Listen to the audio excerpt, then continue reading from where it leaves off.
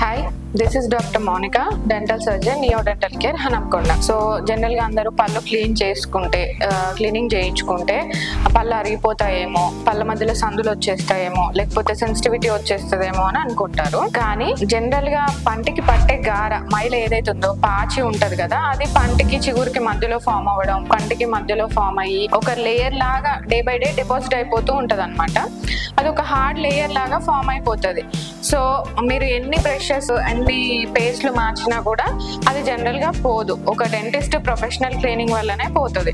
Sudden గా పంటికి మధ్యలో ఉన్నది గారెని తీసినప్పుడు ఏమవుతుంది అని అంటే స్పేస్ వస్తుంది. అంటే ఆల్రెడీ ఉన్నదాన్ని క్లీన్ చేయడం వల్ల స్పేస్ ఫామ్ అయిపోతుంది. అండ్ పంటి పైన ఉన్నదాన్ని తీసేయడం వల్ల సడన్ గా ఇన్ని రోజులు ఉండి లేకపోవడం వల్ల ఏదో మిస్ అయిన ఫీలింగ్ వస్తుంది అనమాట. పంటి మీద ఉన్నది ఇన్ని రోజులు ఉండి తీసేయడం వల్ల కొంచెం సెన్సిటివిటీ అనేది ఉంటుంది. కానీ దానికి ప్రాబ్లం ఏం కాదు. మీరు డెంటిస్ట్ చెప్పిన ప్రికాషన్స్ ఫాలో అయ్యి మంచి టూత్ పేస్ట్ యూస్ చేసినా తగ్గిపోతుంది. So every 6 months dental checkup చేయించుకోండి. Thank you.